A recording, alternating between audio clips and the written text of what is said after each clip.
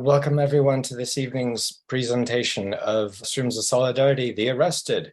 This evening we have several people on our panel who have been arrested. Just to start off, going to give you a quick outline of the arresting process. This is by no means any knowing your rights or any type of training over that matter. It is just an expression of different people's experiences of interacting with the law and getting arrested. So the process generally starts when you go off to do something like locking on, gluing on, or occupying a space. The police will come up to free you from that space, stick you in the back of a van or a car, transport you to a police station where you'll be booked in. After being booked in, you'll be spent some time in a cell where you'll be awaiting for your interview.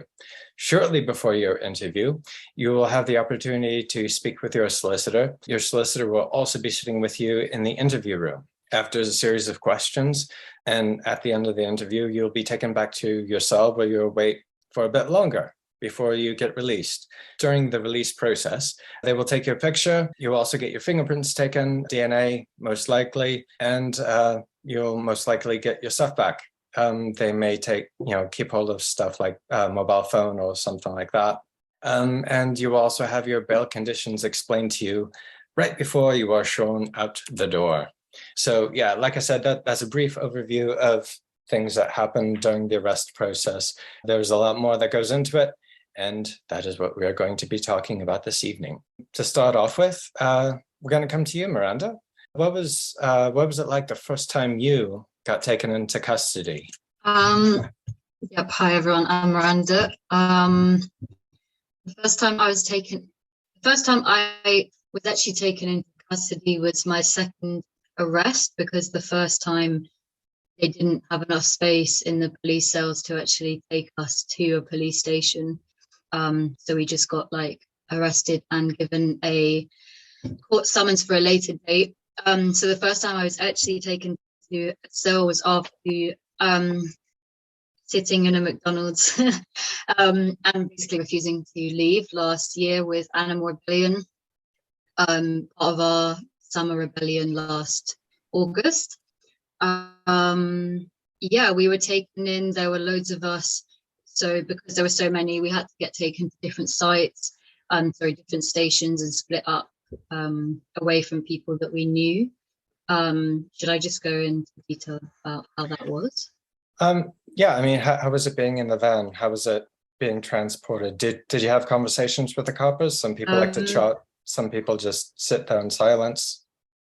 Yeah, I found it quite infuriating. They were all eating McDonald's and they were just kind of basically just laughing at us and being like, oh, the animals know you're rebelling and stuff like that. And I found it at that stage because I was quite, this was one of the first things I'd done. I found it quite difficult to I find it difficult to just accept that and just be very, and just try to speak to them. In other arrests, I've definitely been able to get better at that and realize that's a really important time if you feel up for it, having conversations with them, because at the end of the day, they're doing the job they think is important. And that's a really good time to actually show them that the laws they're upholding are, in many cases, very unjust.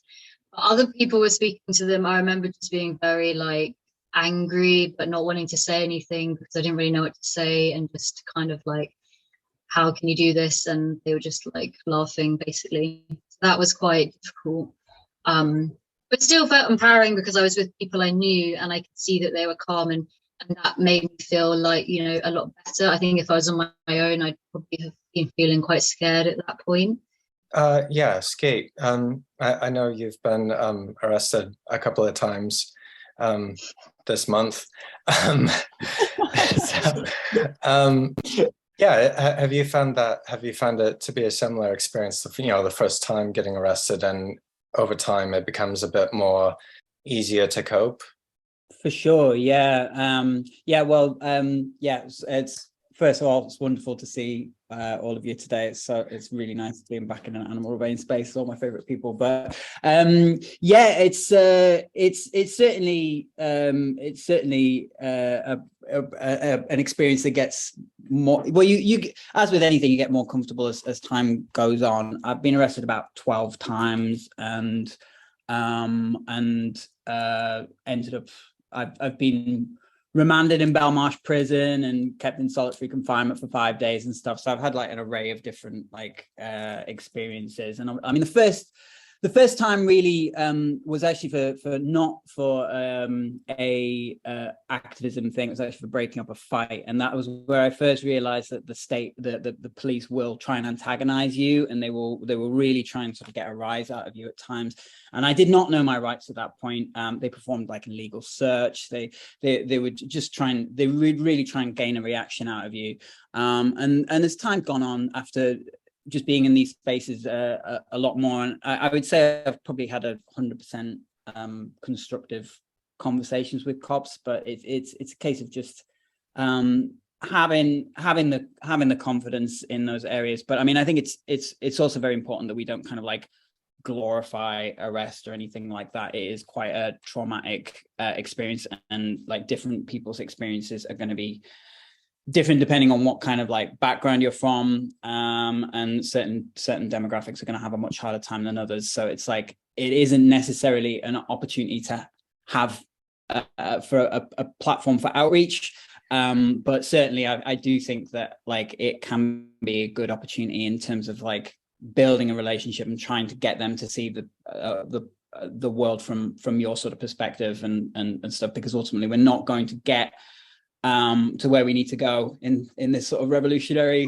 trajectory that we're on without the law and the pillars that sort of maintain our society changing sides. So I mean, it's worth having conversations for sure. Yeah, you said it is something different for different people and at different times. I know for me, the last time I was arrested, I was by myself, and growing up I had a lot of bullying issues, and the second time I was arrested, I was surrounded by 7 or 8 cops, and it just took me back right to those school days and being quite traumatic. Speaking of trauma, Claudia, you were recently involved in an action where the surrounding environment was quite verbally aggressive. Now, bearing in mind that you went out for this action knowing that you are going to be making a lot of people very, very upset, and yeah, the harshness of the surrounding crowd. When I heard the stories afterwards, I was quite taken aback by how verbally abusive they were. Just wondering, did that type of verbal abuse or animosity continue when you were taken into custody, and even going through the booking in process? Did the police have lighten up on their approach to you? Yeah, so am I right to provide a bit of context? You can if you'd like. It's Yeah, that part's so entirely up to you. Cool. So it was Epsom, so we knew that we were going to get quite a hostile response going into it, and I think that's something that the 6 of us that did it were very prepared for. We had very honest discussions, and we knew that that was the reaction that we were going to get. And while it was definitely like unpleasant, there was something about the experience that honestly I found like incredibly empowering, because it was scary and it was like a really intimidating thing to do, but we knew why we were doing it, and we reminded ourselves about that, and it was something that we were doing together. And even though like it was really unpleasant, like it was really empowering, and I'm so happy that we did it. In terms of the response, once we got taken into custody, so first we got put into a van, and we had to wait there for quite a while before they put us in custody. We were split in, because there were 6 of us in total, we got split into 3 different groups, so we weren't alone. And actually like it, you know, I think we were all in like a bit of a high that we'd actually pulled it off, because we weren't sure if we were going to pull it off. And I was like riding this high for a while until we got to custody, and then unfortunately it was a bit of an unpleasant experience while we were there. But I think it's just, you know, you prepare yourself as best as you can. and it's not always going to be a pleasant experience, but you're not in it alone. Like, you're in it with the people that you're doing it, and also like there is an incredibly supportive community behind you who, you know, is going to be there. You know, and having people waiting outside for us when we came out of custody was also amazing. And I think, yeah, you know, it's not always easy, but always like remember that when you're taking these actions, you're not doing it alone, and you remind yourself of why you're doing it. And I think, yeah, that's really empowering. Yeah, Toby, I'm not sure, when was the last time you were arrested? Just out of curiosity, and I'm wanting to get some perspective to see if the way that people are treated now has changed at all since the last time you were arrested. Last time I was arrested was in solidarity with Insulate Britain, which was, I think, at the end of last year. So it wasn't that long ago. But in relation to that, I have a great friend of mine who's actually joining us today. Hello. Yeah, Lynn, who's grassroots, on the ground, amazing human being, really, really big respect to you. And I just want to share this, and this is relevant to what your question is. So Lynn's on here because she they haven't been arrested since 2016. And she shared a message with me just earlier on, was basically that, I'll read it out. I've been assaulted, forcibly stripped, searched, etc., but also had a nice relaxing time, cakes, and a long sleep. Very different experiences, and that led to them being sued. But this is the point, is that these things do change over time, I'm sure. And my experiences are, you know, with the current system. So it wasn't, yeah, it's only with regard to the current system. So I can't talk for back in there. No, that's absolutely well put. Actually, just you speaking there just kind of brought up, basically brought up the whole reason why I wanted you to come along to this, because you do have such a nice, warm, calming air. With that air that you have about you, have you noticed that the police treat you differently? I mean, aside from being a quite stocky, not stocky, but like muscular white male, have you noticed that police interact with you differently than they would somebody of, say, like Claudia or Orla?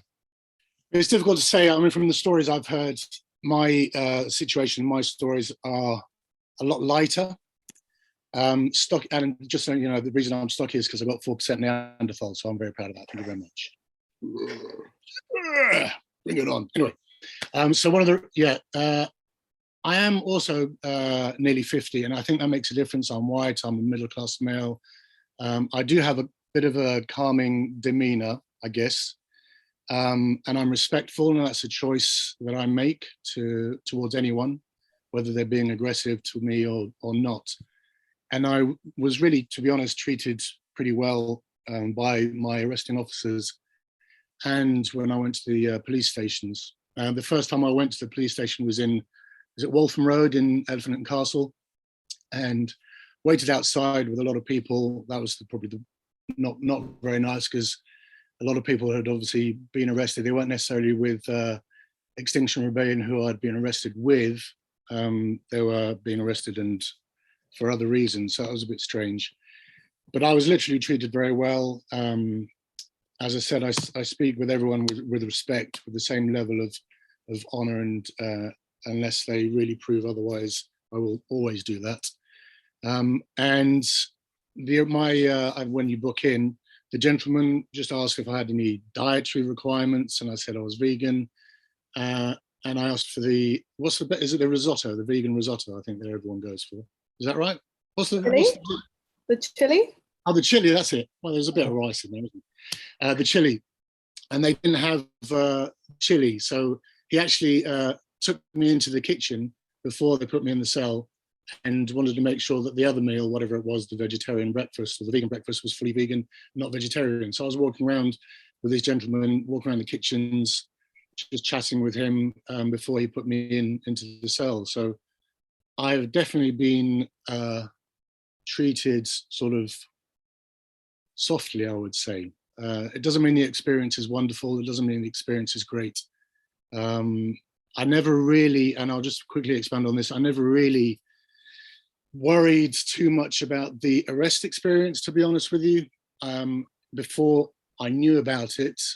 I thought whatever happens, happens, because if I'm going to put myself in a situation where I'm going to be arrested, whatever happens, happens. It was always what might happen later. So what might happen with regard to travel restrictions, what might happen with regard to jobs, what might happen with regard to what a criminal record does to me.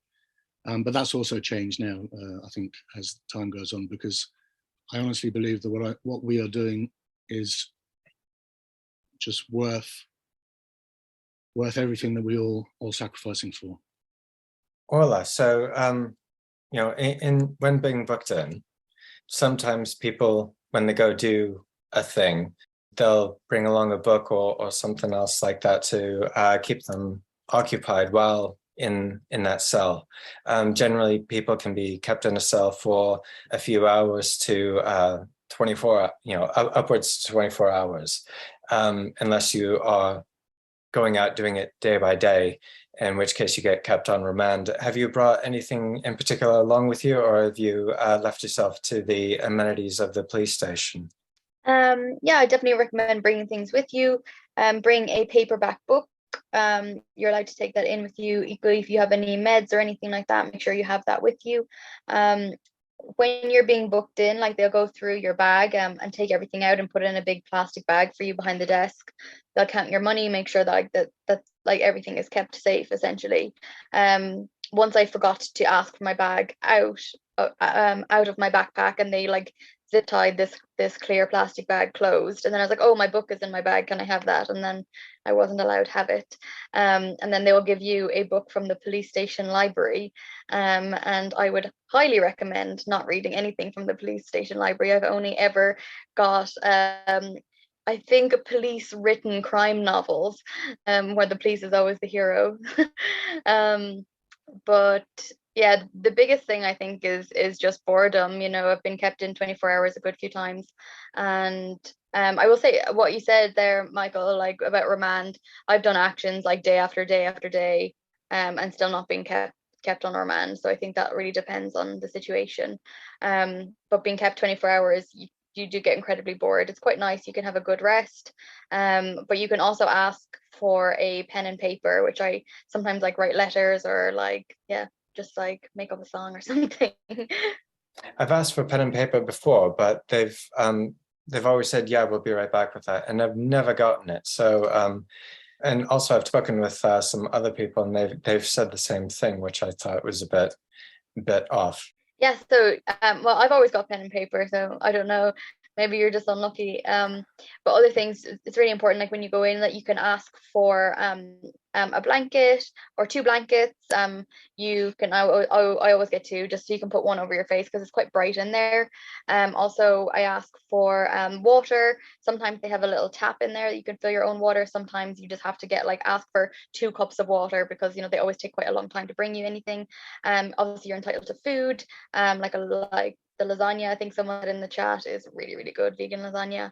And I think that's available almost everywhere except for London.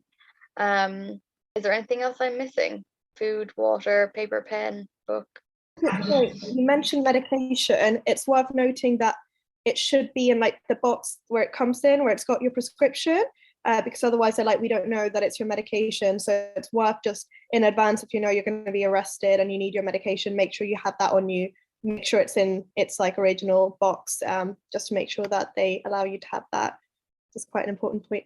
I think it's also worth noting as well that you do get tracksuits and whatnot. And I've known quite a few people who have developed quite a collection of those tracksuits. Catherine, do you have a collection of tracksuits, and what do you do with them? I don't actually know. I've never taken any of their tracksuits. I was offered them once when there was one action I did with Just Stop Oil where I turned up soaking wet. We'd been out in the rain, and I don't know why really. I just didn't want one of their tracksuits, so I said no, thank you very much, and I stayed in my wet clothes, which is maybe not the most sensible thing to do, but that's what I did. But yeah, I would say when I go into custody now, one thing that hasn't been mentioned is that you do very often have to wait a very, very long time before you get booked in. sometimes that can be, a couple of hours, even if they're that busy. So during that time, I'm normally making a mental list of all the things that I need to remember to ask at the booking in desk that I want to take in with me. And quite often I take in quite a few clothes, because although you can ask for multiple blankets, if I've got my own jumper in there or my coat or something, it makes a nice pillow. So yeah, I think it's quite good to be prepared in that way, and just make sure you've got a book with you, and make sure you do ask for all the things that you can ask for, and don't be afraid to ask again and again, because I've got a pen and paper a few times, but I've had to ask for it about 3 or 4 times before I've actually got it. So yeah, and I always ask for 2 cups of water rather than 1. So just little things like that, I think, make it more comfortable. Now, in most police stations, or I think all of them, they do allow for showers and outside place spaces where you can go and stretch your legs out. Have any of you taken advantage of? Yeah. So in my last 5-day stint in the cells in Grays, I think I got to brush my teeth once in that entire time. And the day I was remanded, I was mildly depressed, would you believe? And the woman sort of took mild sympathy on me. She was like, do you want to see the exercise yard and have just a break scenery from that? I was like, yes, I do. She's like, you really don't get your hopes up for this. And I went straight into it, and it was just the most depressing room you've ever seen in your life, with just a grid up on the top corner. I was like, I'm just gonna go back to my cell. This is a downgrade. This is completely pointless. So don't bother with the exercise yard. It's a piece of shit. It is absolutely fucking pressing in there. However, I would say I had quite struggled a bit after my last arrest, because they were not particularly nice, and I was having anxiety attacks. So for me, it was quite helpful getting out of the cell, purely because it was a bigger space and I was allowed to stay there for an hour, and I literally was just walking around, but just having a space that is different to where you are, that's a bit less claustrophobic, I found really helpful. So if you think that is something that would help you, you're absolutely entitled to ask for it. And yeah, it's not luxury, it's not the nicest thing in the world, but if you need a bit more space and you think that will help you, absolutely go check it out. And if you don't like it, you can just go back to your cell. Now, because you are in the cell for quite a long time, and it is not really, they won't really let you go out and be in the exercise yard for very long. Spending all that time in the cell, you're eventually going to get really tired and want to have a bit of a sleep. Miranda, how was it for you sleeping in the cell?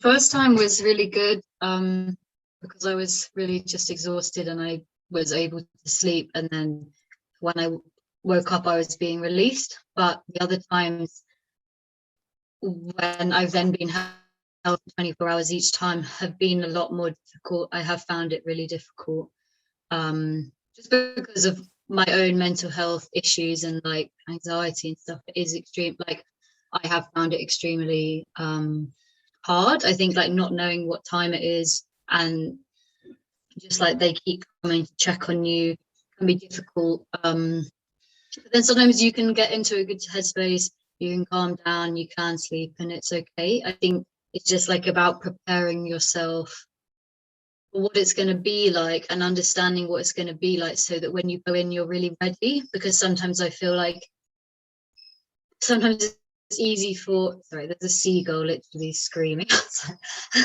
Sometimes it's very easy for people to kind of gloss over it and to make it seem like it's going to be fine, and you need to prepare yourself for it being quite difficult, because then if you're ready for that, it can be actually easier, if that makes sense. It also can be hard, but I think it's important to not downplay that it can be difficult, especially if you have issues with your mental health, which basically everyone does in some way or another. But I think it's you just got to take it slow and try to make it your own space, even though that's really difficult. But you know what I mean? You just got to realize you can be comfortable and you can do it. And remember why you're there. I think that's the most important thing, and that's what's got me through every time. It's you know what, this is ridiculous that you're being arrested for literally trying to stop the most destructive industries on the planet and for literally trying to stop like animals being killed or oil going or whatever, you know, you can just keep reminding yourself, and I think that's really grounding and can help you stay calmer. Yeah, I'd also say like my personal experience, like my first arrest was like relatively chill. Like I was in there a long time, but like it wasn't particularly eventful. Like I didn't even get interviewed, but I found it difficult because it was my first time and I was anxious about it. And the following times, like in many ways, like I found it a lot easier because it was like I've been through it, like you know what it is, and you, even though it's like not the most pleasant experience, like you know what to expect. So like I think, you know, it's very natural to feel anxious, but like Miranda said, like the more you prepare for it, like the more you know what to expect, the easier it will be because it's not this like really scary, like unknown thing that you're not prepared for. So definitely, like, you know, if you're taking action in September, I'm sure there'll be people who will be taking action with you who will have done arrests. So like reach out to them, like speak to them, like, you know, we're all this community and we're all in this together. So you know, like we can absolutely like rely on each other and support each other through this. I think you hit on a massive note there, because like, you know, people like me, I'm, you know, severely dyslexic, I'm an autistic, and when I started doing stuff like this, first thing that pops into my head is, you know, that there's no way that I can get arrested. I wouldn't be able to deal with it.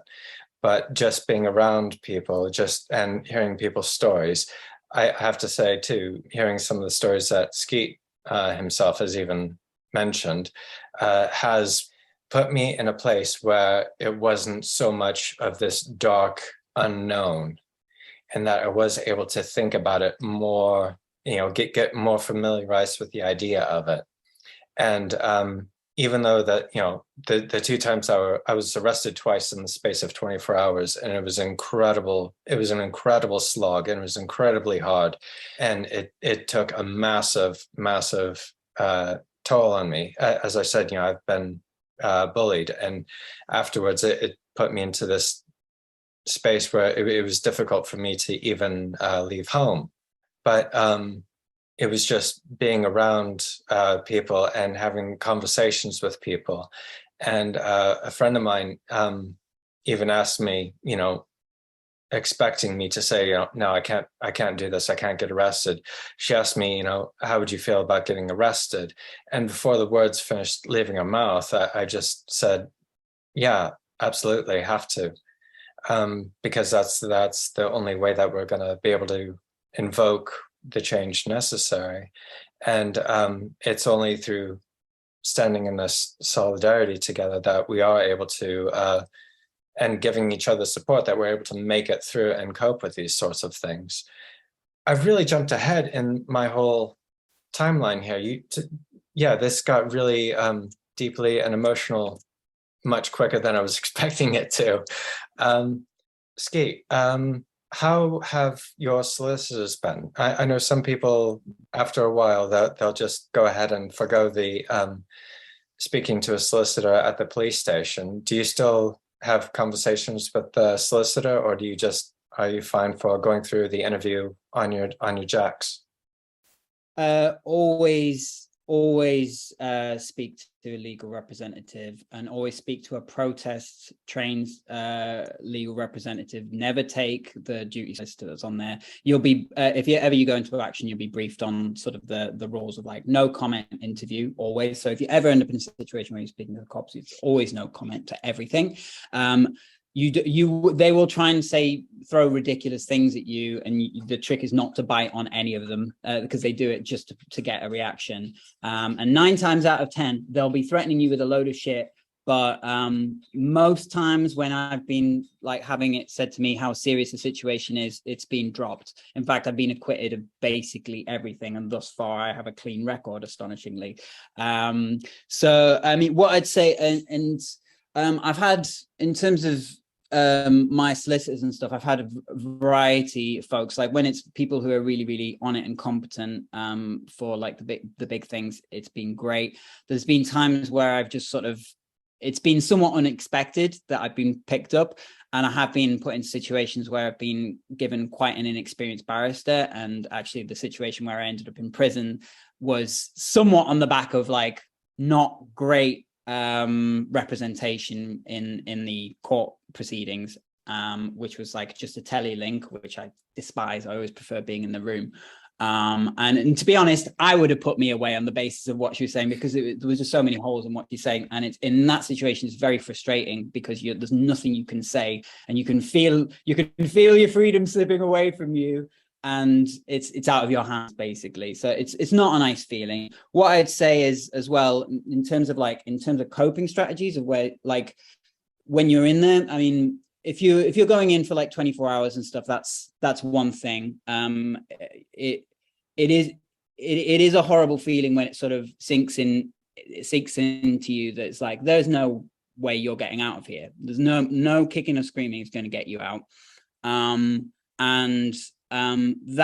can get that it will be a process, and it can get quite dark, to be honest. Like, you can, like, you know, I mean, after a few days of that, you with only yourself and only those four walls, you're gonna like be forced to face up to some stuff. I would say it's very important to prepare yourself with, and I'm going to sound hippie as fuck, but meditative and yoga techniques that will help you through. And yeah, like as others have mentioned, it's just deeply important to know why you're there. I went after that remand process, you know, I had a full-on sort of like dark period where I sat in the corner of the cell, and I was just like, I felt, I was just like, I didn't, for me, and at that point, I got arrested unexpectedly. I didn't know if anyone knew I was there, which they didn't. No one knew where I was for like a good week or so.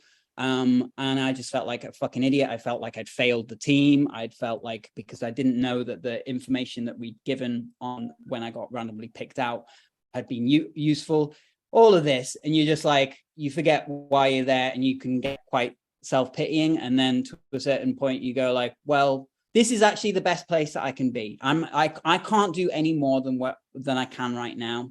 And it's like, you've got your eye on the target, and you're like, okay, this is where I need to be right now. And in a way, that's when it kind of it lifts from you, that you don't have that the feeling like you need to be doing something. You can basically take that time to chill and hopefully read and reflect, and hopefully you'll have learned something on the way out, and you'll be stronger. But I mean, it is hard when the state is oppressive, and then I ended up on tag after that, and it can be quite feeling like that they are kind of coming in on you, and this is why you've got to just keep your eye on like why you're doing what you're doing, and the fact that you're in service to other beings, basically.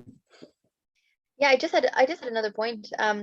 There was some questions in the chat about like information that you have to give to the police, and the only information that you need to give is your name and your date of birth, and your address ish. Someone said in the chat that you know, they've been with someone who's never given their name, and they got out released after 24 hours without any details. And that goes similarly for like your address. If you refuse to give your address, they might just put you under no fixed abode and then release you after 24 hours. But they are like allowed to keep you until the next available court date, which is normally the next day, or if it's a Friday, that might be a Monday, to get like verification from court, basically. And I just like wanted to touch on, like, besides like your name and your date of birth, and your address, I give my address personally because that I like to know that I'm getting out after 24 hours. But everyone is going to be different where they stand with that. But I've also been in custody where they've tried other things. Like they'll ask a lot of other questions, and it might start off like kind of a casual conversation where they'll like ask you about oh, like, do you live near here, or how did you get involved in this? And it might come across like really, like, I suppose, like just casual conversation, but like all of the police are trained to like get information from you, so just like something to be aware of. I like to have like casual conversation, but I always have like my wits about me, and I'm like not going to say anything. I just say, oh, no comment, or I'm not comfortable answering that question if they ask anything that I feel like is trying to get information. Also, I've had before when I'm like in the cell, like in the middle of the night, it was around 3 a.m. When police came into my cell and told me to stand up against the wall to take a photo of me. But the only time the police are like legally allowed or supposed to take photos of you is when you're in that special booth. And I said no. And so they were like, oh, we'll just take a picture of you in bed where I was lying. And I said, I'd like to speak to my lawyer first, because you're allowed to say that at any time, like before anything. And the police officer was like, fine, we'll get your lawyer. And they slammed the door, but they never did contact my lawyer. So and there was I think 50 of us, like over the course of a few days, who had this police going into their cell in the night trying to take pictures. And we found out later that this was to send to the company that we disrupted. But you're not legally obliged to have your photographs taken. So it's just important that you know your rights in the station. And I think there'll be like further know your rights trainings, which will be like just short trainings of a half an hour. Like, this is what you like need to know going in there. So yeah. Yeah, just one really quick thing to note. Like, what Ola said is absolutely true. I think there might be some slight differences if you're not a UK citizen. So I think that you have to disclose that. There is a really wonderful organization called CASP, who are like made up of legal experts, and they're completely independent, but they've been doing an amazing job at supporting us as Animal Rebellion and other groups like JSO.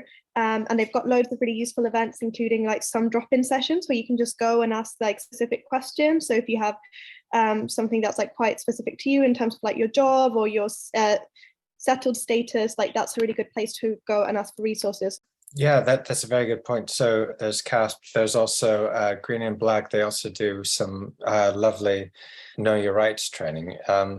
Yeah, Know Your Rights training. It's one of those things where I say that, you know, even if you've done it once or twice, do it whenever you come across one. Go ahead and do it. Go ahead and take it, because I find that that's another wonderful way to help you cope while under this stressful situation. Toby, how have you coped while sitting around in custody? To be honest with you, I'm really lucky because I can sleep near enough anywhere. And I think that makes a big difference for me, because I literally just go in and fall asleep. So, I mean, that's really it. I just asked for the lights to go out. They've put the lights out and I've fallen asleep. So I haven't had that long for me to be sort of affected or negatively affected because of the length of time that I've been in a cell. So yeah, I'm just a lucky person who can sleep anywhere. So that's what I do. How about you, Catherine? Anything that you do to get yourself ready before you go into the cell before the big day? Apart from what I mentioned earlier in terms of sort of taking things in, then not really. I think I'm kind of the opposite to Toby in my sleep habits. I'm not able to sleep just anywhere. And so I probably have a lot more hours to occupy when I'm in custody. And yeah, I think I've got through quite a lot of books. I've had some really nice experiences actually where the custody, the first time I got arrested, I had no idea you could take a book with you. And the custody desk person went and looked at their bookshelf, and they brought me like a selection of about 5 books, and some of them were actually really good. So that was quite nice. I tend to do a fair bit of chanting and singing, which I don't necessarily do normally, but I've realized the acoustics in these cells are amazing. So that can be quite fun. And I always do a bit of yoga. I always practice handstands. I just kind of take the opportunity to do things that maybe I don't have time for in other outside life. So yeah, I mean, it really does depend on the frame of mind that you're in. I think, there have been some times when I've felt pretty miserable in the cell and have not wanted to do any of that stuff. But if I'm in the right frame of mind, I do find it can be quite a productive few hours. Miranda, when you've spoken to solicitor, how have you generally found it? Have you found it to be reassuring, or is it just kind of like going through the motion? I feel like it's the best part of the experience, as in you get to go and speak to someone either in real life or on the phone who's basically reassuring you that it's going to be okay, and that I don't know, it's just like really reassuring to have someone there with you. I did one interview once, like my first one, where I just didn't have a solicitor because I was like, oh, I can't be bothered, I'm so tired. And like it was a lot more difficult. Like even though I've been told a million times in the trainings, always get a solicitor, I just was like, oh, it's like 3 a.m. I don't want to wait any longer. But that was definitely a mistake because I just felt quite like anxious, and some of the things I tried to answer because they were just twisting what had happened, and I wanted to say why I'd done this action, why I'd done the action. I wanted to defend myself, and that was just like, I think it wasn't bad, but it was just definitely a learning curve. And when I did, and I have had solicitors, it's so much nicer.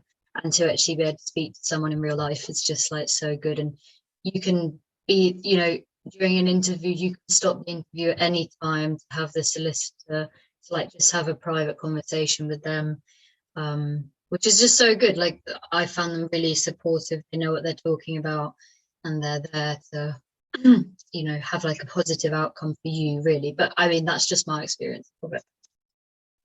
Yeah, I was just going to answer some of the questions in the chat really quickly, if that's okay. So like one of the questions was about solicitors being available to like contact 24/7.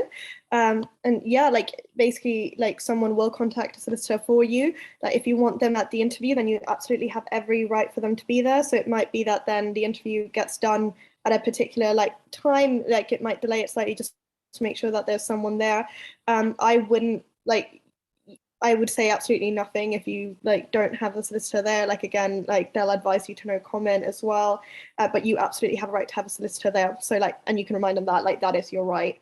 In terms of court, so I think one thing to remember is like if you've been arrested, that doesn't necessarily mean you've been charged. So that could lead to like a number of different things. You might be released under investigation, and then they might charge you at a later date. It might get dropped. It might go to court. So like I've been through the court system and we actually got found not guilty. So also like, yeah, if you've been charged, that doesn't mean you've been convicted. Whether you decide to plead guilty or not is up to you. Usually we do plead not guilty because it's an opportunity for us to again like go, you know, like present our case. And again, like, you know, we know why we're doing this. We know that we're on the right side of history. We know that like morally what we're doing is correct. So usually most of us will plead not guilty, but obviously like that's your decision also as an individual. You'll get a chance to speak to your solicitor about all of this, so they'll check in with you before your plea hearing, and also we'll make sure that as Animal Rebellion we have a support system, so someone will be checking in with you prior to you going to court, and we'll have like support circles for everyone to talk about all your experiences. So the support doesn't finish once like your arrest is done. Like, you know, again, like we're a community of people who are here to support each other, and there will be people who have been through the process who can help answer any questions as well as more legal questions that you might have. The first time I was arrested and waiting in the cell, one of the things that I was really psyching myself up for was to be able to remember all the questions that they were asking me in the interview. And when I went off to have conversation with the solicitor, you know, he was very good, very reassuring, and just absolutely lovely. But the thing that just completely threw my game, he said that you have a bunch of friends outside who are waiting for you.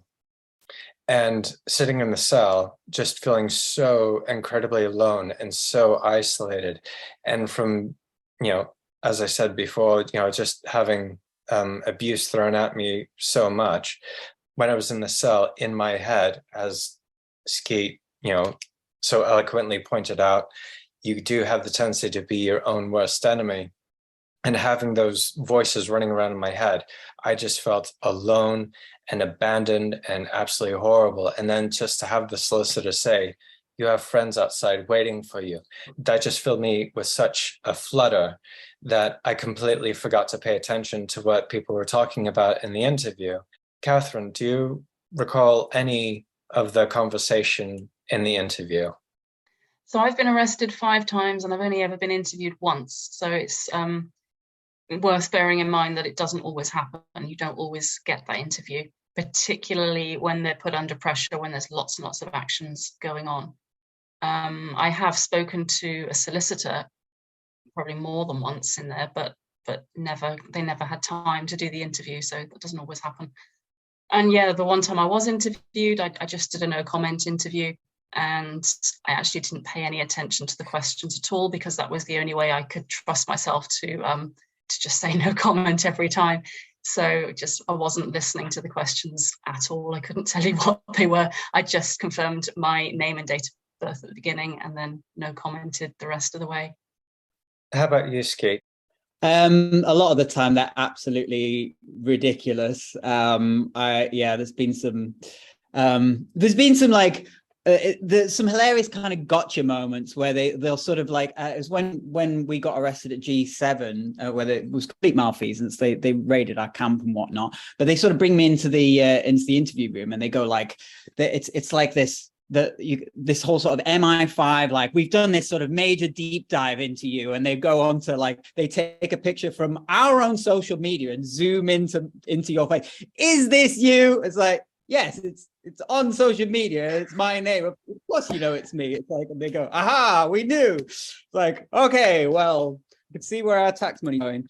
Yeah, I mean, it's largely ridiculous. Like, and a lot of it's hilarious. And I'll say that, like, you know, we might have covered across some things here that like sound scary for people who haven't done this before. And I would say that, yeah, I mean, it's justifiable to have a certain amount of fear with this sort of thing. It is one thing that, on the basis of informed consent as well, it is arguably getting more difficult for us. Like, the state is clamping down. We're in that phase now where first they laugh at you, then they fight you, then you win, and we're in the fight stage at the moment. So things are getting more difficult. The consequences are getting harsher. That's unequivocal. The state will use intimidation, and for those that do have sexual trauma, it is worth remembering that that it's getting worse within certain situations, particularly with protest cases. Like, they use the fact that we might have glue as reason to strip search us. And like, I got strip searched like 4 times in the space of like a day at one point.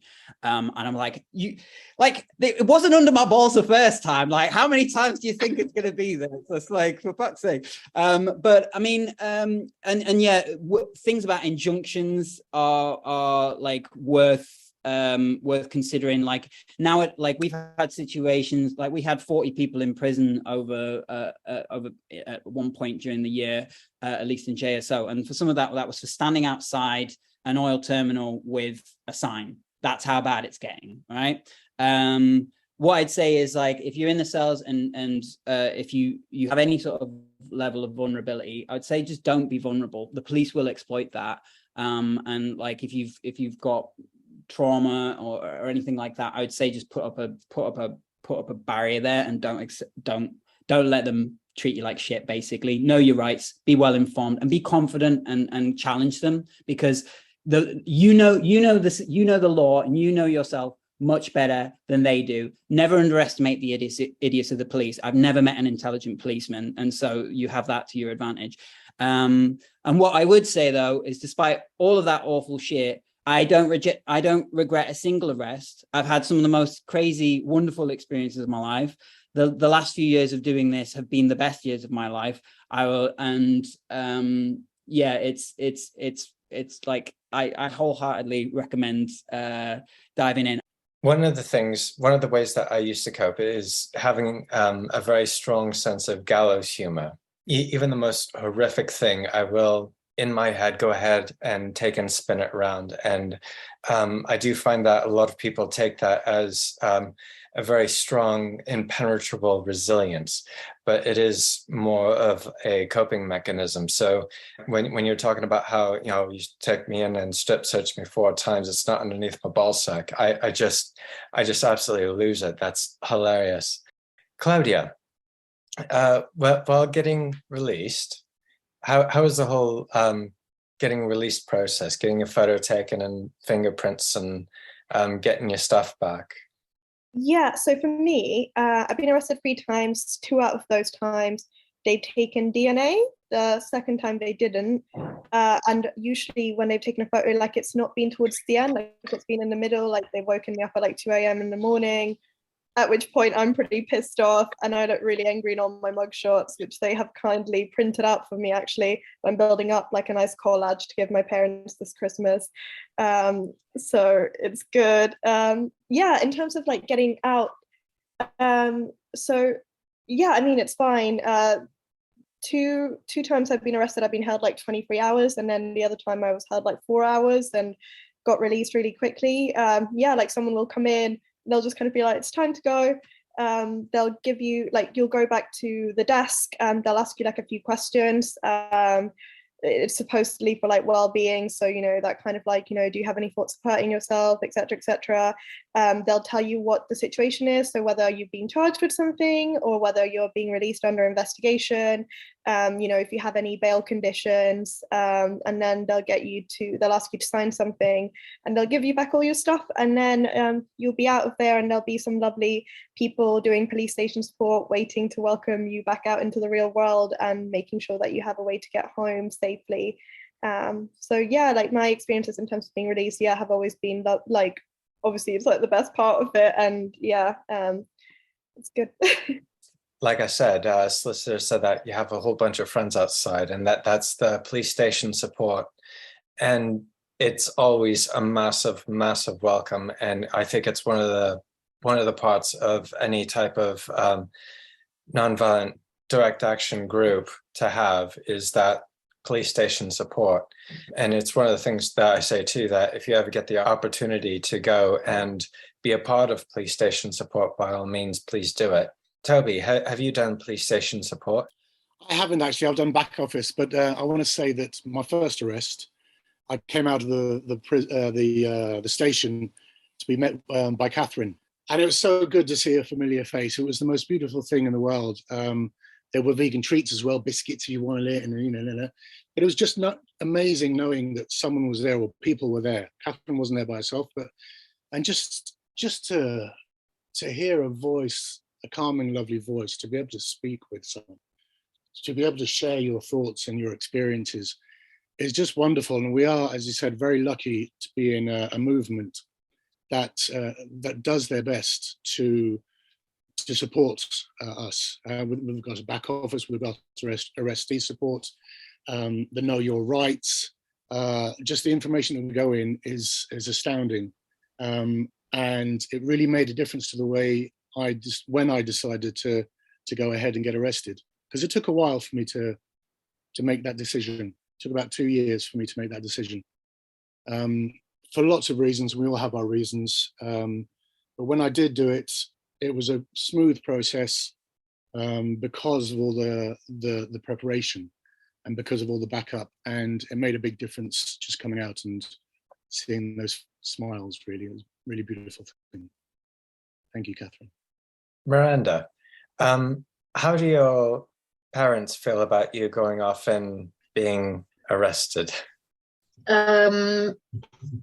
They support it, but I don't think they really necessarily like it. I try not to tell them until either it's happened or it's about to happen and I'm leaving to do it anyway. Because I don't want them to, mainly because I don't want them to worry, because they do just worry a lot, which I completely understand. I think like, and I would have felt the same like 3 years ago. If my sibling or my friends were doing this, I would have had that same worry and not been able to understand it. But now I understand it, and you know what I mean? So I think they do understand, but they obviously don't want it to happen. They think that I should be doing other things, but they've never told me that it's wrong or anything. They're just like, please don't do it. And then I do it, but then they're like, you know what? Yeah, what can you do? She's done it and she'll probably do it again, and we just have to support her in that, which is, I'm very lucky because there's lots of people who it's not the same, and I think that would make it extremely difficult. You know, I have friends who their family have almost, you know, not rejected them, but it's caused a lot of issues because their family think it's completely horrible to do illegal things like that. So That was air quotes, I'm very by the lucky way. in that way. Yeah. And quotes. Yeah, but isn't that's how people can see it? You know, they see it as you're breaking the law, you're doing something illegal, you're doing something wrong, and that obviously isn't true, but that's how it is on paper, and that can be difficult for people to understand. Yeah, I think I, like Miranda as well, have been really, really lucky. I think my parents knew it was coming, so I never explicitly told them, but I tried to kind of drop hints. And then my plan was very much to tell them after my first arrest that it had happened, because like Miranda, I didn't want them to worry. And it was kind of like, you know, once it's done, it's done. They can't really do anything about it. They found out through a Facebook picture that was released on the Animal Rebellion Facebook page. And luckily they found out like 5 minutes after I'd been released. So they tried to phone my partner at the time, and he was like, "Oh, it's okay. She's out now. She's fine." And I spoke to them on the phone. And I think, like Miranda, they very much, they don't like it, but they understand that it's something that I have to do and that I'm going to do. The narrative has changed a lot over time. So it used to be, please don't get arrested. And then it was like, please don't get arrested until you finish uni. And currently we're at, please don't go in a tunnel. So, you know, slow process of attrition, we're getting there. I think the main thing they worry about is, so like I wasn't born in this country, and as Skeet said, things are getting harder. So they worry with things like the Nationality and Borders Bill. But yeah, I think they worry, but they understand. And ultimately they just want to make sure that I'm informed in what I'm doing. But like Miranda said, like I'm very, very lucky that that is the situation. But I think sometimes, both in terms of family, friends, like work colleagues, having these conversations can be really, really important, because, you know, it's like we're not crazy people like just doing this. And when people realize like one of their friends is considering this or doing this, it really makes them question why. And it can open up these really important conversations. Like, I don't think I would have gotten to this point if I hadn't been surrounded by other people who inspired me, who were taking direct action. And so, yeah, having those conversations and kind of leading by that example, I think is really meaningful. I'm going to go ahead and play Talk TV presenter here. Why don't you stop being such a crusty hippie and get a real job? Why don't you just go and become an active, legitimate member of society? Well, oh, that's like, yeah, I'm used to getting that question quite a lot. The thing is, I did it for like 8 years and it was rubbish. I don't recommend it at all. What did you do?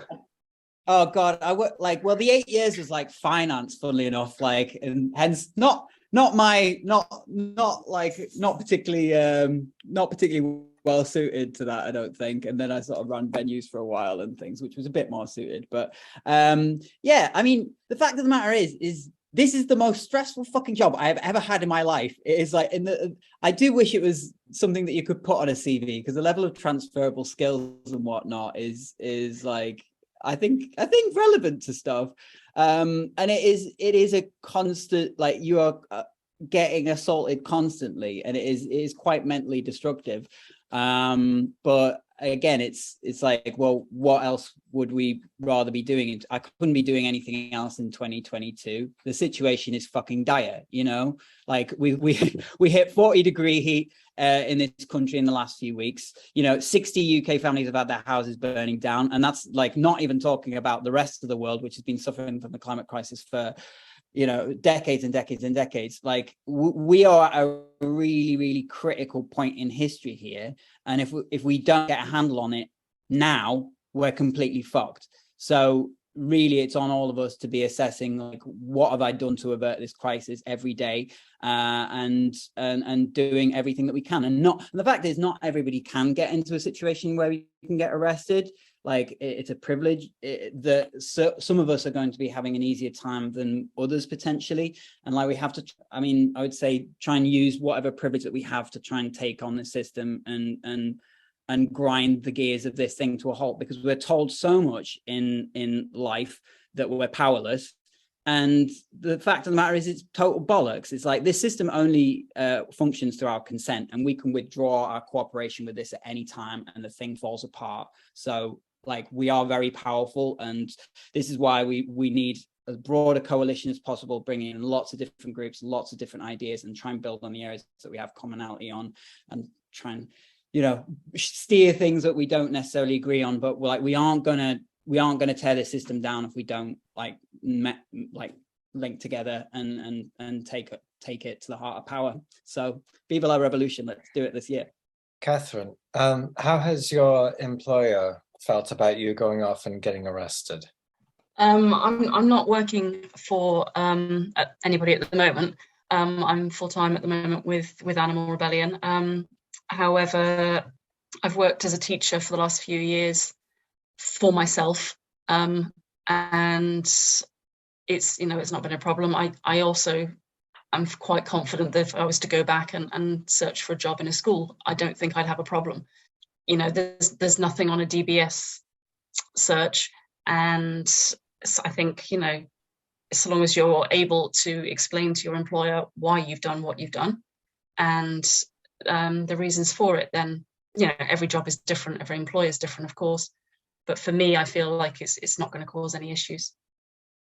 Brad wants to know, he's just curious if anyone has had impacted anyone's work travel opportunities. Has anyone had any opportunities like that impacted in their life from going off and getting arrested?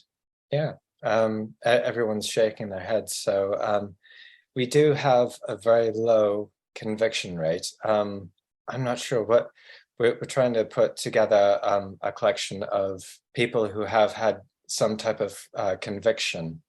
So we do have a metric to share with people, but at present it's next to nil.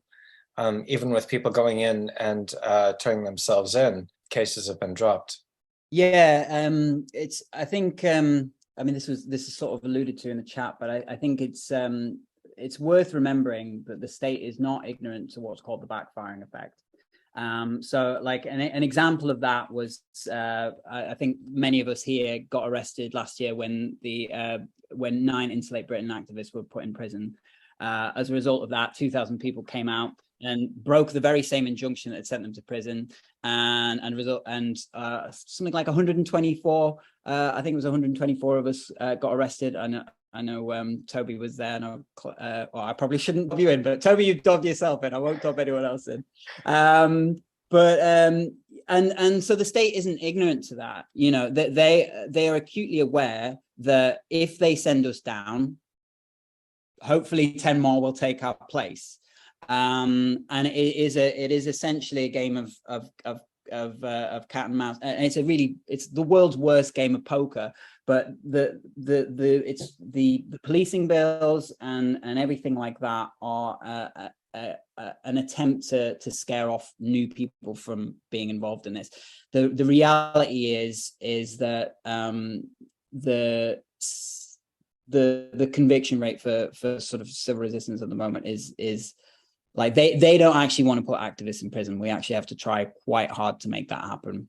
And that's not to say that the risk is zero, and that there aren't quite severe risks, but the threats of like 2 years in prison and unlimited fines and things like that for breaking an injunction, like it's not happened yet. Like and a lot of these injunctions have been thrown out, and I would say that we need to not fall for whatever threats that they're putting at us, because like these injunctions need to be challenged, because they in effect enable private corporations to circumvent the rule of law, and that cannot be allowed. So and with regards to travel, it's probably worse if you're not a British national, but I don't think we've had much in the way of British nationals having issues like that. The only issues that we have had are people who say did football actions that they have to basically announce. They have to go hand their passport in when there's big international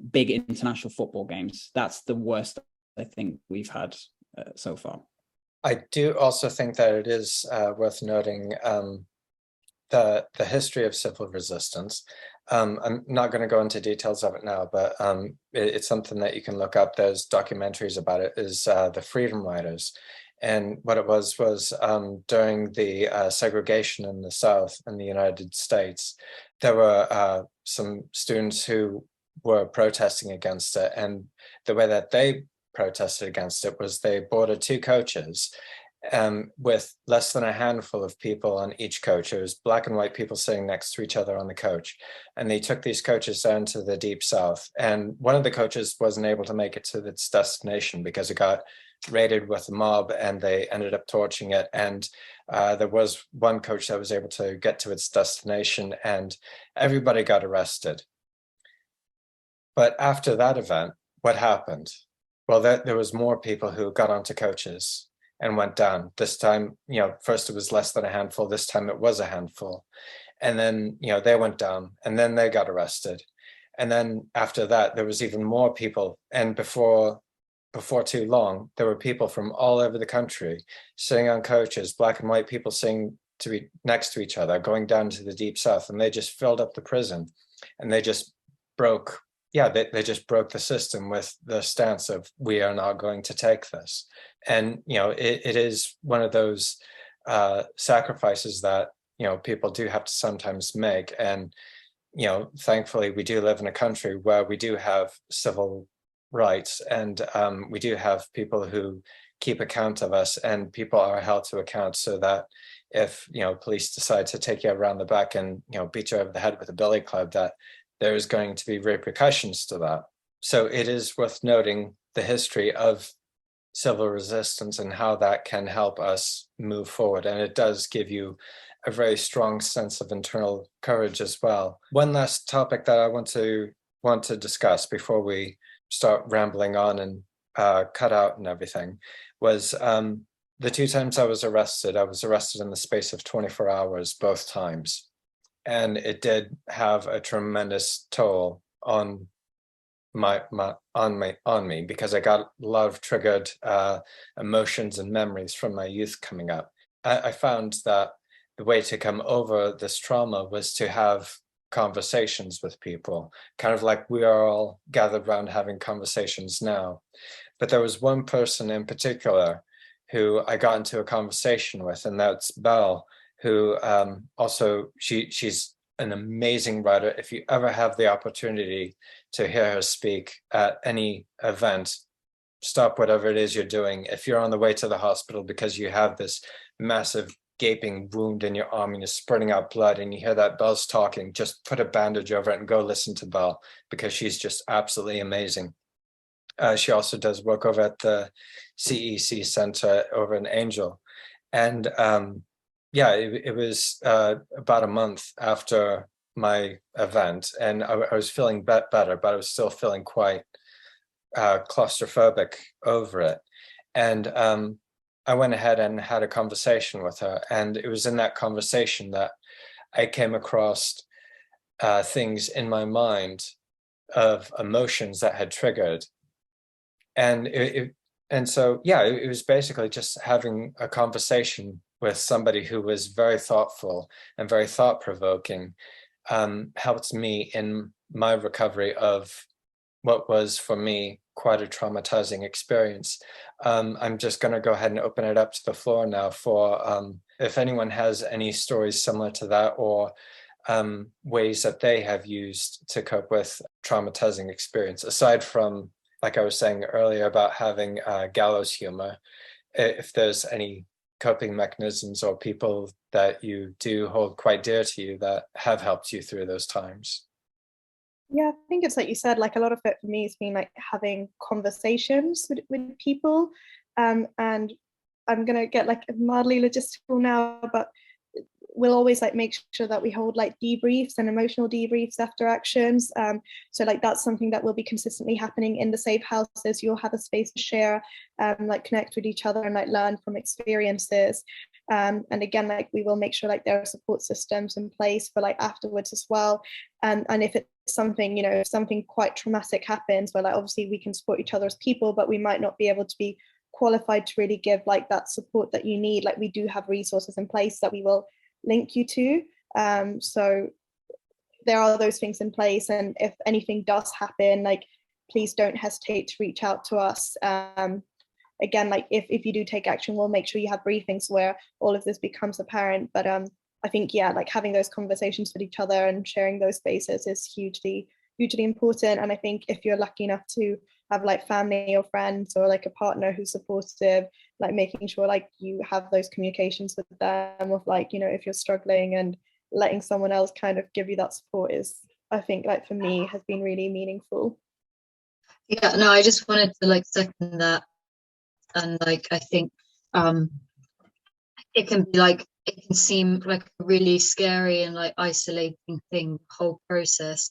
But actually in these circles, at least like in groups like Animal Rebellion, it's actually really the opposite. People are there from start to finish, as in, you know, from the moment you come out the cell, there will be people waiting for you, and then yeah, these debriefs and people checking up on you. And then if you get a court summons, people are there ready to support you, and like you never really ever feel alone. And there's always people who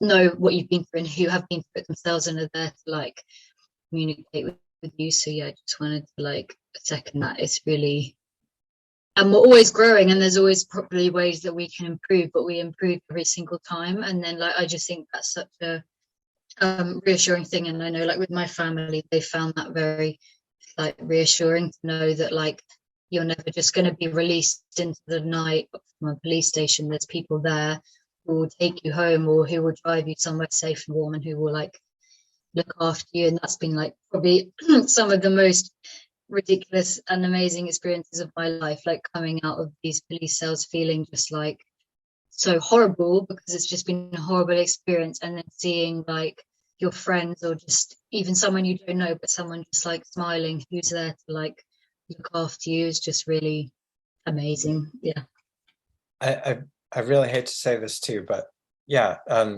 Skeet, again, your face is just this massive beacon of joy. And I remember one action where you got arrested, I saw you sitting in the back of the police van, and it was at the end of the day. You were, you know, locked on the entire day. You were absolutely fatigued, just absolutely shattered.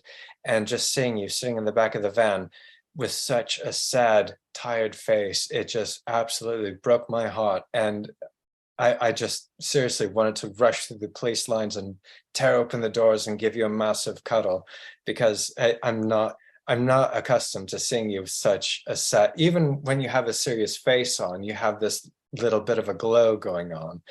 Yeah, I think that's one of the things that I've noticed happen quite quickly with everyone in this group, is that everyone that I come across, even if I'm, you know, like in my quiet space, it still makes me so incredibly happy and so incredibly excited to see everyone. Before we started letting everyone in the audience into the chat room here, I was telling everyone how the first one of these panel discussions that we had, I was just incredibly excited and over the moon about the panel that I was able to get together, and it was just absolutely amazing.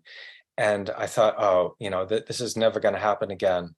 And everyone on the panel, I didn't have to, it just filled up so quickly. Everyone was just my first pick.